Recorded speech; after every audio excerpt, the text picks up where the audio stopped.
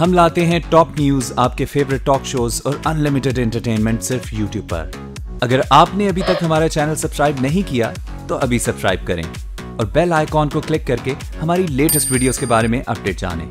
Subscribe कीजिए और हम आपको लिए चलेंगे आपकी फेवरेट वीडियो की तरफ।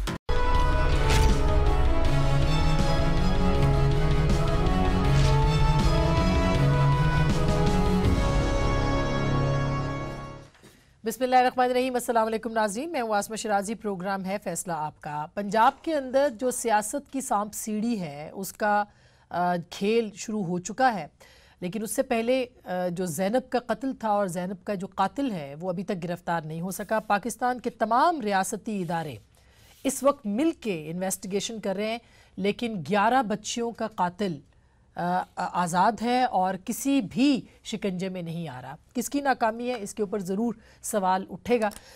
हुकूमत दूसरी तरफ जो पंजाब हुकूमत है एक मामले से भी निमट नहीं सकी कि अगले मरहले के लिए उसको तैयार होना है, और वो मरहला है 17 तारीख को ग्रैंड अपोजिशन का एहतजाज जो कि माल रोड पे होगा, जिसकी फ़िलवक्त इजाज़त नहीं मिल रही पंजाब हुकूमत की तरफ से। लेकिन बहरहाल अगर ये एहतजाज वहाँ पे होता है तो सूरत हाल क्या होगी। और यही नहीं बल्कि उससे 3 दिन के बाद ख़त्म नबूवत वालों का भी रुख लाहौर की तरफ होगा और धरना दर धरना या एहतजाज दर एहतजाज जो है वो पंजाब हुकूमत को उसका सामना है। कहा यह जा रहा है कि ये आखिरी जंग, आखिरी मरहला है, हतमी राउंड है और इसके बाद फैसला हो जाएगा। बलूचिस्तान में जो कुछ हुआ कहा जा रहा है कि उसका अंजाम शायद पंजाब में हो जाए, लेकिन ये आसाब की जंग है दोनों तरफ से। अगर अपोजिशन जीत जाती है तो क्या होगा और किस तरह से जीतेगी, पीपल्स पार्टी को कितना फ़ायदा होगा, इमरान खान को कितना नुकसान होगा, क्योंकि दोनों एक ट्रक पे होंगे, और फ़ायदा होगा भी कि नहीं होगा, और अगर होगा तो क्या पंजाब असेंबली भी उसके नतीजे में जा सकती है या नेशनल असेंबली भी जा सकती है, ये एक सवाल होगा। दूसरी तरफ जो पाकिस्तान मुस्लिम लीग नवाज़ है उसके लिए ये बहुत अहम मरहला है कि उसको इस एहतजाज को नाकाम बनाना है। वो कैसे इसको नाकाम बनाएंगे, क्या वो इसको सर्वाइव कर पाएंगे या एक और जो मुआहदा है उसकी शक्ल में कोई मामला होगा, और वो किस तरह का होगा। सुना है कि प्राइम मिनिस्टर पाकिस्तान जो है उन्होंने रायविंड में काफ़ी इसके ऊपर बात की है। बहरहाल देखना यह है कि ये आसाब की जंग जो है वो कौन जीतता है या ये जंग किसके पलड़े में भारी होगी। सो इसके ऊपर बात करेंगे। पीपल्स पार्टी बहुत खूबसूरती से एक मरतबा फिर सियासत के इस शतरंज के खेल में आ चुकी है, और जरदारी साहब विनर होंगे कि नहीं, क्योंकि बारहा इमरान खान साहब ये कह चुके हैं कि हम जरदारी साहब के साथ खड़े नहीं होंगे, उनके साथ हाथ नहीं मिलाएंगे। लेकिन अब कंटेनर एक होगा, ट्रक एक होगा, शख्सियात 2 होंगी, यानी इमरान खान एंड आसिफ अली जरदारी। आज इसी मामले पे हमारी बात होगी। सारी नज़रें जो है वो लाहौर पे हैं और अगले कुछ दिन लाहौर के लिए, पंजाब के लिए बहुत अहम है, पाकिस्तान के इंतखाबात के लिए और पाकिस्तान की सियासत के लिए भी। हमारे साथ मौजूद है पाकिस्तान के मारूफ तजिया निगार, कॉलम निगार, सीनियर सहाफ़ी, होस्ट जनाब सलीम साफ़ी साहब। किसी तारुफ के मोहताज नहीं, बहुत बहुत शुक्रिया। हमें ज्वाइन करें जनाब सेंटर जावेद अब्बासी साहब, कराची स्टूडियो से। पाकिस्तान मुस्लिम लीग नून का जाना माना नाम है, किसी तारुफ के मोहताज नहीं है। जनाब निसार खोड़ो साहब हमें थोड़ी देर में ज्वाइन करेंगे, पाकिस्तान पीपल्स पार्टी का बहुत ही अहम चेहरा, सीनियर तरीन रुकन है, सीनियर सियासतदान है। और जनाब अबरारुल हक साहब भी पाकिस्तान तहरीक इंसाफ के हमें ज्वाइन कर रहे हैं लाहौर से। सबसे पहले मैं आपकी तरफ आती हूँ साफ़ी साहब, आपको एक तो ये जो पंजाब की फैसला कुन जंग है इसका अंजाम आपको क्या दिखाई दे रहा है? देखिए, यकीनन हुकूमत के ख़िलाफ़ ये बड़ा और एक उनके हिसाब से फैसला कुन इक़दाम है।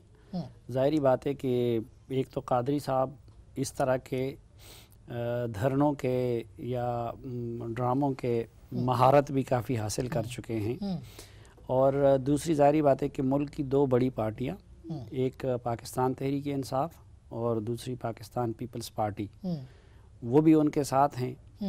तो अब जब पीटीआई का स्ट्रीट पावर और जरदारी साहब का शातिराना जहन और फिर कादरी साहब का हमेशा मोहरा बन के इस तरह का किरदार अदा करने का जो तजुर्बा है, वो सब मिल के हमलावर हो रहे हैं। तो हुकूमत के लिए एक चैलेंज तो बहुत बड़ा है, लेकिन अब एक ये भी देखना है कि हुकूमत उसको हैंडल किस तरह करती है। अगर कोई हुकूमत हैंडलिंग में हमाकत कर लेती है। अगर यहाँ धरने वाली बात देखें तो यहाँ तो हुकूमत हैंडल नहीं कर पाई थी, तो पंजाब हुकूमत से आप एक्सपेक्ट करते हैं कि वो इसको सक्सेसफुली डील कर लें? उसमें और इसमें थोड़ा सा फ़र्क भी होगा। उधर तो ज़ाहिर बात है कि वो एक मज़हबी लोगों का इज्तिमा था, मज़हबी मोटिवेशन थी, लोगों को मज़हब की बुनियाद पे उनके जज्बात को भड़काया जा रहा था। मामला भी बड़ा सेंसिटिव था, क्योंकि जब हुजूर नबी करीम सल्लल्लाहु अलैहि वसल्लम की ज़ात से मुतालिक कोई चीज़ आ जाती है तो उससे बड़ा अहम और हसास मसला कोई नहीं बन बिल्कुल जाता। सही बात है, तो बिल्कुल। ये तो लेकिन असल कहानी ये है कि जो लाहौर में पंजाब हुकूमत किस तरह से जो लाहौर में इसको, हो रहा है ये तो खालिसतन सियासी मसला है और खालिसतन सियासी गेम है। अच्छा, ये मैं आपसे बाद में पूछूंगी कि ये कामयाब होगा कि नहीं, क्योंकि इसके ऊपर बहुत से सवालात हो रहे हैं कि इधर ये जो धरना है, एहतजाज है, ये एक दिन है, फिर टेस्ट ट्रांसमिशन है, उसके बाद फिर 2020 पे आएंगे, तो ये किस तरह से होगा। लेकिन अबरारुल हक साहब, आपको बहुत खुश आमदीद शो में। आप लोग तो ये कहते थे सर कि हम कंटेनर पे नहीं जाएंगे, और जरदारी साहब के साथ तो सवाल ही पैदा नहीं होता। तो अब तो एक ही सफ में है महमूद व अयाज, ना कोई बंदा रहा ना कोई बंदा नवाज। बिस्मिल्लाहिर्रहमानिर्रहीम। बहुत शुक्रिया आसमा शराजी साहिबा। सबसे पहले तो मैं ये अर्ज़ करूं कि मुझे अपनी ही आवाज़ बहुत ज़ोर से आ रही है, अगर उसको थोड़ा सा स्टूडियोज़ कंट्रोल कर ले तो मैं आसानी से बिल्कुल बात अभी कर सकूंगा। देंगे। हाँ, अभी एक चीज़ से साफ़ी साहब ने बड़ी अच्छी गुफ्तगू की, सिर्फ एक चीज़ से मैं थोड़ा सा इख्तलाफ ज़रूर करूँगा। सारी कौम ये प्रोग्राम देख रही है कि ये 17 को जो होने जा रहा है ये खालिस्तान, उन्होंने कहा, सियासी मामला है।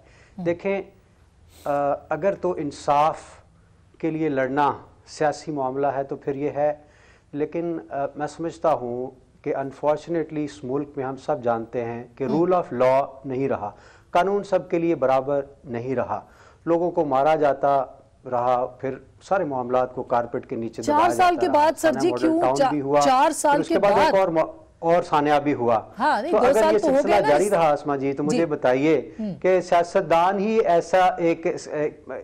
ऐसे लोग हैं जो सड़कों पर आके एक अपना इम्पैक्ट क्रिएट कर सकते हैं। तो अगर आइंदा हमने कानून की बालादस्ती के लिए आज इंसाफ को इन्फोर्स करने के लिए बाहर ना निकले तो फिर ये काम होता रहेगा। या तो आप बर्दाश्त कर लें कि हाँ भाई हमें ये कबूल है, जो कि हम कबूल अभी तक हमने किया हुआ है, या फिर इस कल्चर को हमें यकसर तब्दील करना होगा। उसके लिए पूरी कौम जब निकलेगी इंसाफ, अच्छा ठीक है, वो आपने कहा, बिल्कुल आपने कहा इंसानी हुकूक के लिए सर, आपने कहा इंसानी हुकूक के लिए, तो फिर आपने कहा वजीर आला बरतरफ हो जाए, आपने कहा राना सनाउल्लाह बरतरफ हो जाए, तो ये जाहिर है वो आप मॉडल टाउन की बात कर रहे हैं, तो ये दोनों बरतरफ हो गए तो 3 साल बीच में लोग सवाल करेंगे कि आप 3 साल आपने ये मुतालबे क्यों नहीं किए। आखिरी कुछ महीने जब सेनेट इलेक्शन सर पे आ गया तो आपने ये मुतालबे कर दिए। कादरी साहब तो बहुत पुराना कह रहे हैं। बार ये मुतालबात पहले भी करते आए हैं, पहले भी हमने किए हैं, लेकिन अभी हमें देखें आखिरी मरहले में दाखिल हो गई है।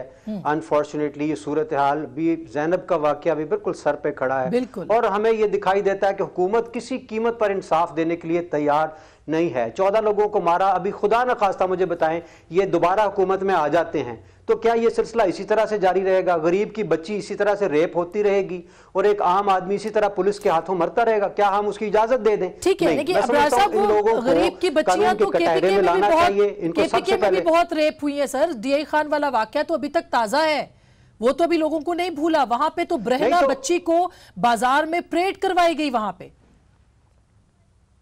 देखें, मेरी बात सुने आसमा, जब इस तरह का वाकया कहीं भी हो सकता है दुनिया में, कहीं पे भी मुमकिन है, लेकिन उसका फिर देखना कि हमने किया क्या, उसके ऊपर हमने रद्द-ए-अमल क्या दिखाया, क्या उसके ऊपर हमने बाकायदा काम किया, या हमने 8-8, 9-9 लोगों को इसी तरह रेप होते हुए देखा और फिर सीरियल किलर जो है वो चलता चला जा रहा है, या फिर पुलिस जो है वो दिन दहाड़े लोगों को गोलियां मारती चली जा रही है। तो कहीं पे भी नहीं है, वहां पे अल्हम्दुलिल्लाह कोई नजर नहीं ठीक हो गया, और पुलिस वहां पे आजाद है। आप केपी के साथ इसको ना इसलिए ना मिलाएं कि यहाँ पुलिस कंट्रोल्ड है, वहां पे पुलिस आजाद है बिल्कुल। वहां पे कोई एमएनए एमपीए के कहने पे ना इंडक्शन होती है पुलिस में, ना उनकी ड्यूटीज लगती हैं। एक तो कहते हैं केपीके में तब्दीली आ गई पुलिस के लेवल के ऊपर, दूसरा उन्होंने कहा कि जरदारी साहब के साथ वो खड़े इसलिए हैं कि इंसानी हुकूक का मामला है।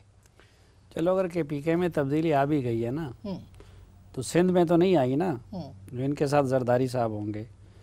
और ये तो हर कोई जानता है कि लाकानूनियत जो है वो सिंध में बाकी सूबों से बहुत ज़्यादा है। करप्शन सिंध में सबसे ज़्यादा है, अगर करप्शन के ख़िलाफ़ हो तो एक तो ये कि उधर इस सफ़ में जरदारी साहब भी होंगे। दूसरी बात ये है कि अगर ये इंसाफ और ये इशू था तो ये कादरी साहब तो जरदारी साहब के दौर में भी आए थे ना, और इसी इस्लामाबाद में बैठ के गए थे और निज़ाम को लपेटना चाह रहे थे, तो उस वक्त तो उनके लोग कत्ल नहीं हुए थे। तीसरी बात ये कि अगर वाकई इन लोगों की और कत्ल का मामला होता पुलिस के, तो फिर जब कादरी साहब उन लोगों का मामला अधूरा छोड़ के और कनाडा तशरीफ़ ले गए, फिर आ गए, फिर कनाडा तशरीफ़ ले गए, यानी सर्दी जब उधर बढ़ जाती है, बर्फ़ वगैरह और उधर एक्टिविटीज़ ना, जिस तरह कल वो इम्तियाज़ गुल साहब कह रहे थे कि साइबेरिया से ये जो हमारे परिंदे आते हैं सर्दी के मौसम में, तो एक तो ये कि गर्मी के मौसम में अपने इन लोगों को वो क्यों भूल जाते हैं। फिर ये कि यकीनन एक इंसान की ज़िंदगी जो है वो मुहतरम है, और एक इंसान का बेगुनाह कत्ल भी पूरी इंसानियत के नाम कत्ल है। कहीं भी ये अब जरदारी साहब का देखें, जरदारी साहब के अपने दौर में बेनज़ीर भुट्टो का सगा भाई पुलिस के हाथों मारा गया था, आज तक उन्होंने उसको इंसाफ दिलवाया है, जो अब इस इंसाफ के लिए जो है वो बेचैन हो गए हैं।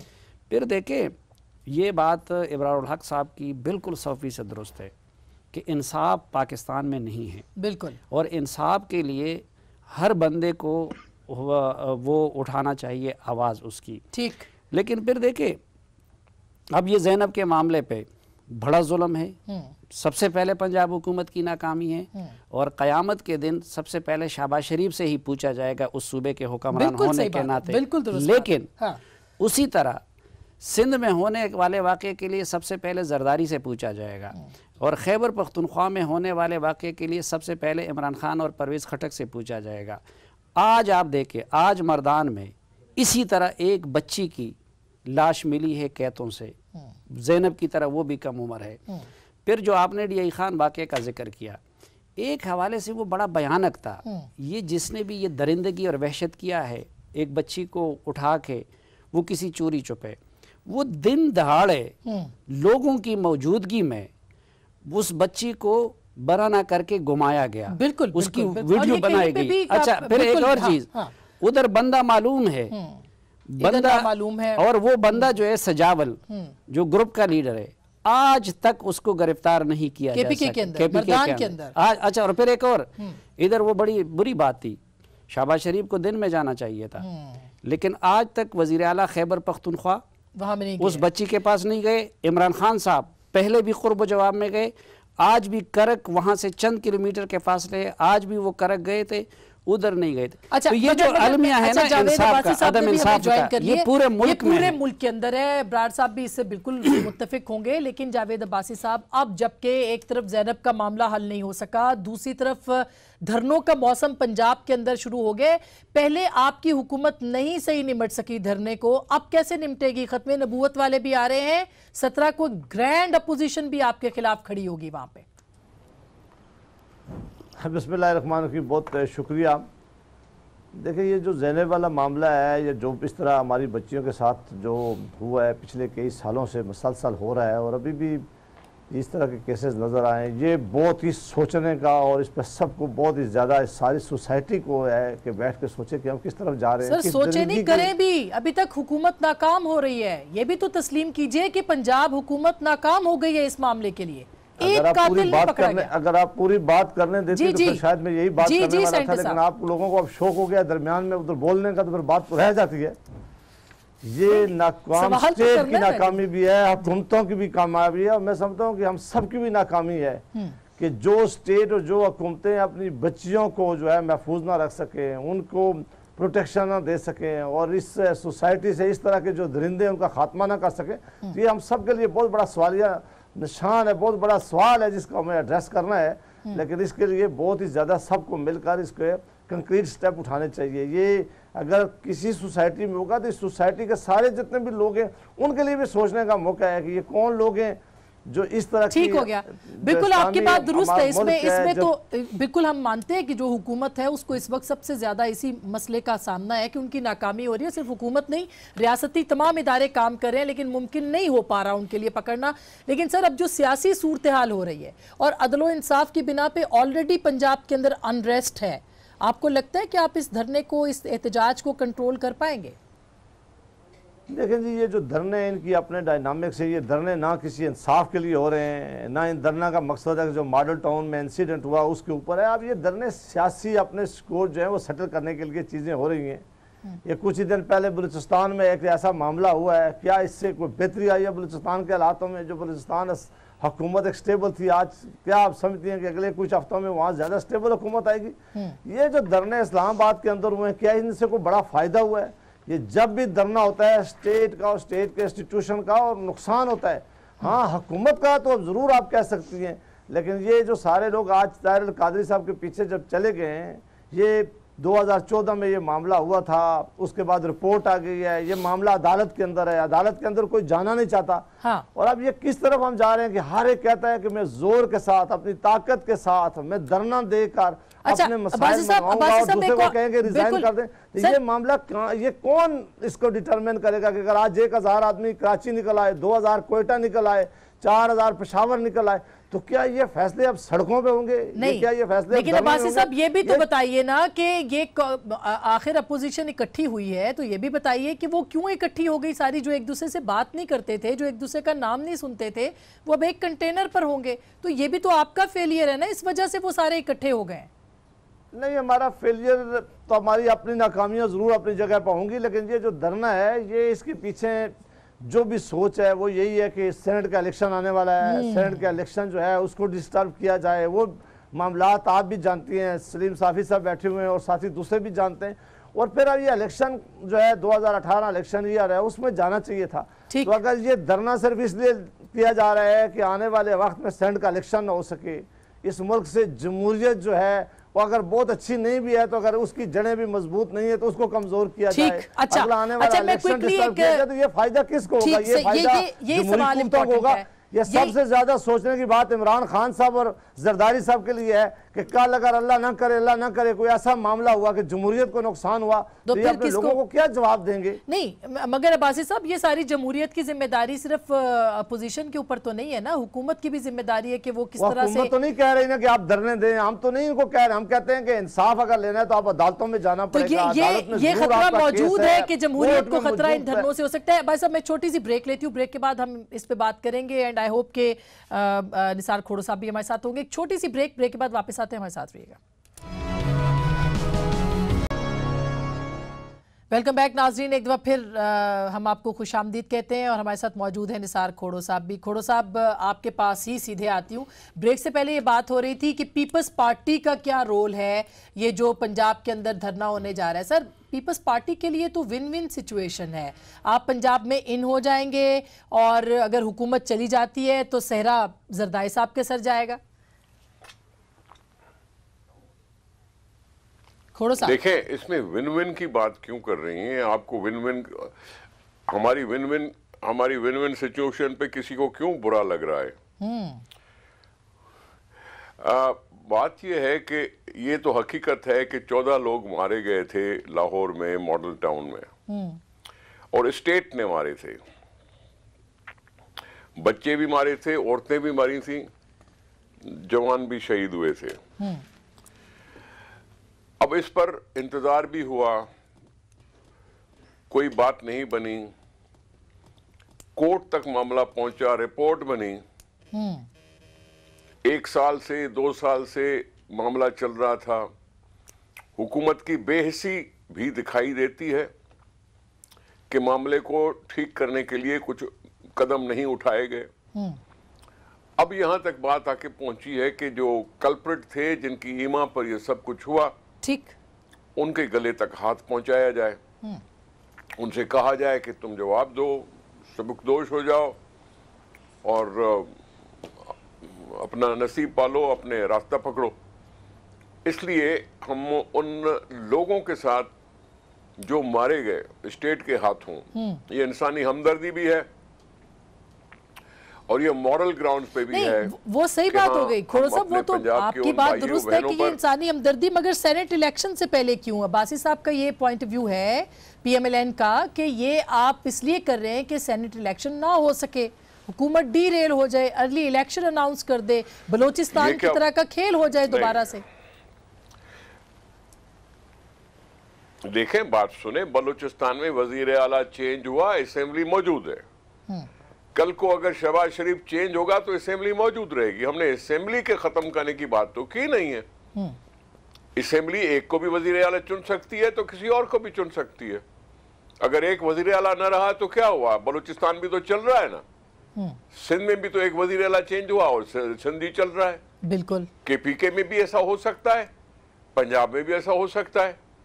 हम के हुकूमत की बात कर रहे हैं ना, कोई असेंबलियों के गिराने की बात नहीं कर रहे हैं। बिल्कुल खोर साहब, ये क्यों कहा जा रहा है कि अगर वहां पे पंजाब के अंदर सूरत हाल खराब होती है तो सेनेटर इलेक्शन, जैसे भी अब्बासी साहब ने कहा, ये क्यों कहा जा रहा है कि ऐसा हो सकता है? एक तो ये कि भाई आप ये क्यों कह रहे हैं कि पाकिस्तान में अगर पंजाब में कुछ होता है तो पाकिस्तान ऊपर नीचे हो जाएगा? तो क्या ऐसा नहीं होता खोर साहब? ये हकीकत सूबा है। क्या ये सियासी हकीकत नहीं है कि पंजाब में जो कुछ होता है उसका असर पाकिस्तान की सियासत पे?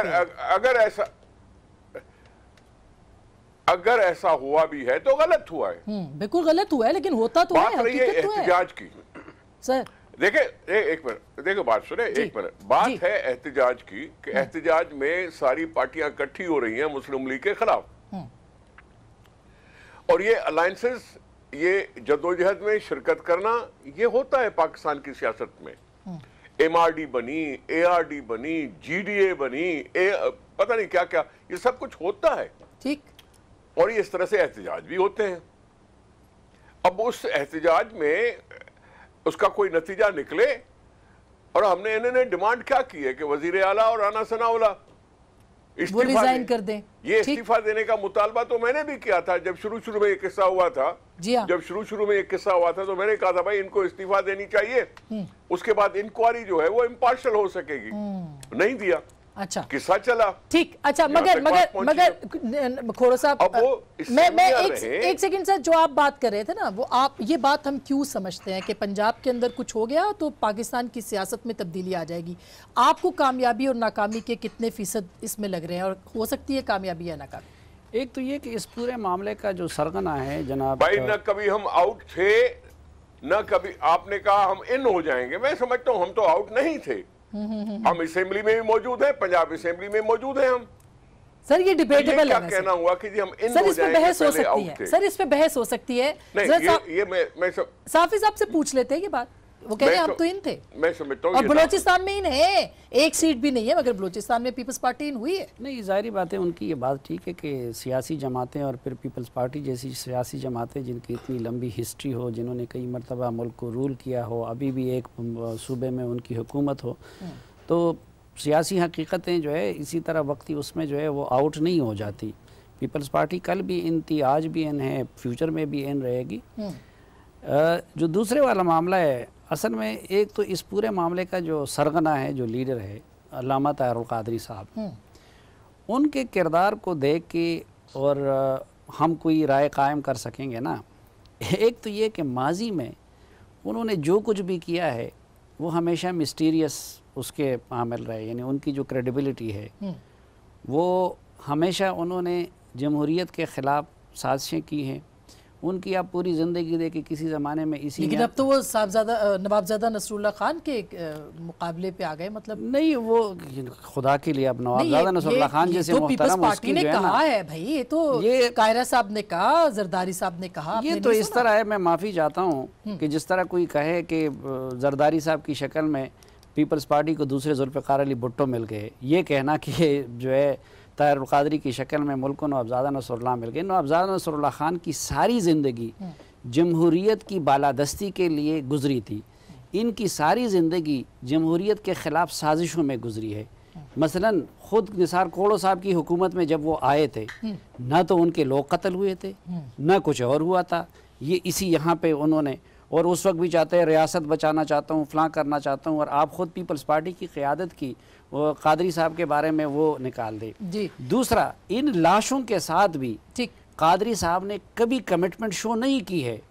अगर क़ादरी साहब को वाकई इन लाशों से कमिटमेंट होती तो फिर उसको मामले को निपटाए बगैर वो कनाडा वापस ना चले जाते। अच्छा, ये मैं इजाफी साहब, अब्बासी साहब एंड अब्रार, यही सवाल मैं आपसे पूछूंगी। क्विक हेडलाइन ब्रेक है, मैं वापस आती हूँ, और यही सवाल कि क्या इस वक्त जो मजहबी कांधा सियासी जमातें इस्तेमाल कर रही हैं वो उनके लिए वक्त का अहम तकाजा है, और कितना कामयाब ये कांधा होगा उनके लिए? ब्रेक के बाद।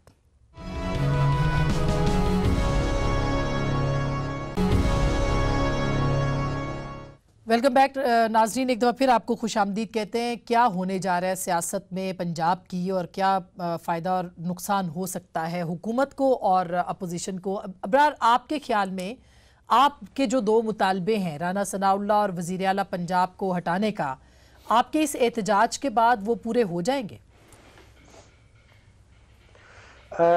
इससे पहले मैं थोड़ा सा बात करना चाहूँगा। इससे पहले जो बात हो रही थी, सलीम भाई ने बात की थी कि वो सरगुना है और उसकी बड़ी मिस्टीरियस एक्टिविटीज़ हैं, और मैं उनसे सवाल पूछना चाहता हूँ, अगर हम मियां नवाज शरीफ साहब की मिस्टीरियस और क्लैंडस्टाइन एक्टिविटीज़ के हवाले से या नून लीग की हवाले से बात करें तो हमें कभी वो मुजीबुर रहमान नज़र आ रहे हैं, वो ईस्ट पाकिस्तान वाले, कभी उनकी यहाँ की फैक्ट्रियों के अंदर भारतीय इंजीनियर्स और फिर दीगर मामला डू मोर के मुतालबे को तस्लीम कर लेना और फिर सालमियत। तो ये एक मिनट, आपके पॉइंट ऑफ व्यू से इत्तेफाक करते हैं तो अब्बासी साहब से जरूर पूछेंगे। ये बड़ा अच्छा, ये बड़ा एक खतरनाक बात है, ये गौर से सुनिएगा। एहसन इकबाल साहब का कल एक बयान था जो अल्ताफ हुसैन टाइप आपको बयान नजर आएगा कि अगर हमें हटाया गया तो ये पाकिस्तान की सालमियत को खतरा है। तो एक तरह से थ्रेट नहीं देते, हम हैं तो पाकिस्तान, हम हैं तो फिर हम नहीं है तो फिर पाकिस्तान भी नहीं है, फिर हम देख लेंगे। तो हमें उसके अंदर ना इनके मिजाज के अंदर और गुफ्तगू के अंदर एक अल्ताफ हुसैन जिसके ऊपर फिर बहुत सारे लोग और भी, मगर उसमें दो राय देखिए अबरार, अगर सियासी इस्तेहकाम नहीं होगा तो मुल्क को भी के इस्तेहकाम को भी तो नुकसान हो सकता है। उन्होंने इस पॉइंट ऑफ व्यू से बात की हो ना। देखिए इस वक्त पॉलिटिकल जो सिचुएशन है, अगर आपकी हुकूमत होती तो आप क्या करते? मुझे बताइए इस वक्त क्या होना चाहिए था आपके नजदीक? हम तो कब के रिजाइन कर गए होते अगर हम पकड़े गए होते, और पकड़े ना भी गए होते तो हम जब शुरू में ये धरने और मामलात बात सामने आ गई थी पनामा लीक्स, तो मैं समझता हूँ पहले ही मियां साहब का डैमेज कंट्रोल हो जाता अगर शुरू में ही वो चले जाते। हाँ, वो तो कहते अगर ये हो जाता तो बहुत अच्छा। मैं अब्बासी साहब के पास जाऊंगी, लेकिन एक कमेंट, खुशियां मनाई हैं, मिठाइयां बांटी हैं JIT का फैसले के ऊपर, और फिर सुप्रीम कोर्ट ने जब नाअहल कर दिया उसके बाद अब अदल के खिलाफ हो गया। जमहूरी इदारों के खिलाफ एक जंग लड़ना जो है ये मुनासिब बात। देखिए हमने तो नहीं कहा था कि इतने 1000 करोड़ मुल्क से बाहर ले जाएं या पनामा लीक करे या ये इन्वेस्टिगेशन हो रही है ना, अपोजिशन ने तो नहीं कराया, इन्होंने खुद दावत देते हैं ना। अच्छा जी, इब्रार भाई की इस बात से तो मैं बिल्कुल इत्तेफाक करता हूँ। मुझे ताहिरुल कादरी और नवाज शरीफ एक जैसे नज़र आते हैं, मुझे उनमें कोई फ़र्क नज़र नहीं आता, और मुझसे ज़्यादा कोई खुशी किसी को नहीं होगी कि अगर वो इस हुकूमत को, जिसने CPEC में भी वो महरूम सूबों के हकूक़ को कंप्रोमाइज़ किया, जो बाकी भी है, अगर उससे कोई हमें निजात दिला दे, लेकिन मुझे दिलचस्पी सिर्फ सिस्टम और उससे होगी, और उसका आसान तरीन तरीका, मसलन मैं लाहौर, आपको लगता है कि सिस्टम को खतरा हो सकता है इस एहतजाज के बाद? एक सिस्टम को, दूसरा आम शहरी को मैं क्यों तकलीफ दूँ? लाहौर का आम शहरी भी तो मजलूम है जिसका सड़क बंद होगा। इसका आसान तरीन तरीका ये है असेंबलियों से इस्तीफे दे दें, KP असेंबली वो तोड़ दे, बिल्कुल सिंध असेंबली वो तोड़ दे, पार्टी तोड़ दे, और PTI के MNAs जो पहले भी इस्तीफा दे के नाजायज तौर पर हराम तनख्वाह वापस असेंबली में आके बैठ गए हैं, ठीक है, वो कल असेंबलियों से इस्तीफा दे दे, नवाज शरीफ से भी जान छूट जाएगी, शहबाज शरीफ से भी छूट जाएगी, जिसमें इन लोगों का नुकसान है वो नहीं करते। सही अब्बासी साहब, ये तो अच्छा और आसान हल है। मैं खोड़ो साहब के पास जरूर जाऊंगी, आपका कमेंट लूंगी, मुझे बड़ी खुशी होगी। बिल्कुल, आप किस तरह से इसको हैंडल करेंगे? क्या ये अगर आप वाकई जमहूरियत को बचाना चाहते हैं तो आप वजीर आला पंजाब की कुर्बानी दे दें। यहाँ आपने वजीर कानून की दी, आपने वजीर इत्तलात की दी, और बेगुनाहों को आपने कहा कि इस्तीफा दे दें। वहां पे आप वजीर कानून से और वजीर आला से क्यों नहीं कहते कि वो मुस्ताफी हो? देखें, जो बात मैं पहले की है मैं उसी को दोबारा दोहराता हूँ कि ये जो धरना दिया जा रहा है, इस धरने का कहीं मकसद नहीं है। जो मॉडल टाउन का इंसिडेंट हुआ है, आप जानती हैं कि ताहिरुल कादरी साहब ने, जो आज जिस सारी अलायंस के सरबराह हैं और जिनको इतना बड़े खिताब दिए जा रहे हैं, मैं तो आज माफ़ी चाहता हूँ कि ये खिताबात जो उनको आज मिल रहे हैं, ये तो बहुत ही बड़ी सोचने वाली बात है। और सलीम साफ़ी साहब ने जो बातें उनके बारे में कही हैं बिल्कुल वो हकीकत पर मबनी है। खैर उन्होंने, लेकिन मैं उनको छोड़ के ये कहता हूँ, उन्होंने कई दफ़ा कहा कि इस मुल्क में इलेक्शन की अब ज़रूरत नहीं है। उन्होंने कहा कि अब इलेक्शन की ज़रूरत नहीं है। उन्होंने कहा यहाँ जमहूरियत नहीं चल सकती। उनकी कौन कौन सी बातें हैं जिसको आप अगर देख लें तो क्या वो इस मुल्क में जमहूरियत चाहते हैं? क्या वो इंस्टीट्यूशन की मजबूती चाहते हैं? क्या वो पाकिस्तान में उन्होंने कभी इदारों का एहतराम किया है? यही धरना जब इमरान खान साहब धरना देने आए कि उनके साथ आए थे, उन्होंने कहा मैं उस वक्त तक इस्लामाबाद से नहीं उठूंगा, मैं कब्रें खुदवाना शुरू कर दिया है। उन्होंने कफन बांधना शुरू आपको भी लगता है कि सिस्टम को खतरा हो सकता है अगर ये कामयाब हुआ? मैं जो बात कह रहा हूँ कि मैं ये कह रहा हूँ कि ये सारी जो गेम खेली जा रही है उसके दो है। एक ये कि ये सारा बड़ा नुकसान जमहूरियत को होगा। और दूसरा, इन सबको मिलकर इनका ख्याल है कि ये मुस्लिम लीग को नुकसान दे सकेंगे। पहले इनका ख्याल था कि जो ही पनामा का फैसला आएगा मुस्लिम लीग बिखर जाएगी, फिर इन्होंने देखा कि वो नहीं हट सकी। अब भी इनको पता है कि अगर 2018 का इलेक्शन हुआ है, पाकिस्तान में सबसे बड़ी जमात जो इलेक्शन जीत के आएगी वो मुस्लिम लीग नून होगी। हाँ। और उसको ये तो इकोनॉमिस्ट ने आज कह दिया,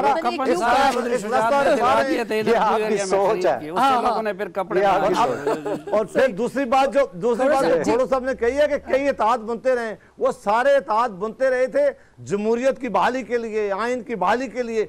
कभी कोई इत्तेहाद ऐसा नहीं बना जिससे जमहूरियत को नुकसान हो। आपके ऊपर जो मामला बनने जा रहे हैं सारा जमहूरियत को नुकसान है। आपके ऊपर एक बड़ा इल्जाम आ गया जी। अगर ऐसा होता है कि जमहूरियत को खतरा हो तो पीपल्स पार्टी इसकी हिस्सेदार होगी।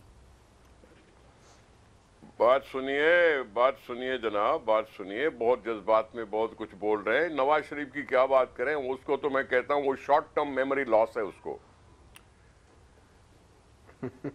वो कैसे? वो अपनी बातें जो करता था आज अब दूसरी बातें कर रहा है।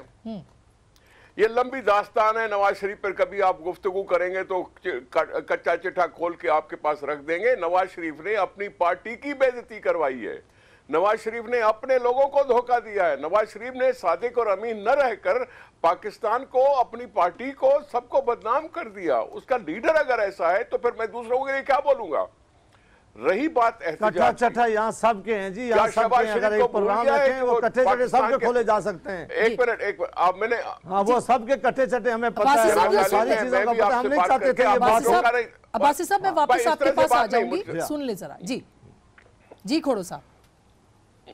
हाँ देखें, अगर एहतजाज की बात है तो क्या आपको भूल गया है कि शहबाज शरीफ मीनारे पाकिस्तान पे तंबू लगा के बैठता था और वो हाथ से वो पंखा चलकता रहता था? क्या वो एहतजाज नहीं था? क्या इस तरह के दूसरे वो एहतजाज नहीं थे? क्या नवाज शरीफ ने ये नहीं कहा था कि हम लॉन्ग मार्च करेंगे? नवाज शरीफ ने दूसरी बातें नहीं की थी? ये होता है एहतजाज। सियासी पार्टियां क्या करती हैं? सियासी पार्टियों ने अगर ऐसी बात की है कि जी 14 लोगों को अगर कत्ल किया और हुकूमत ने किया तो उसके खिलाफ आवाज उठाना कोई जुर्म है।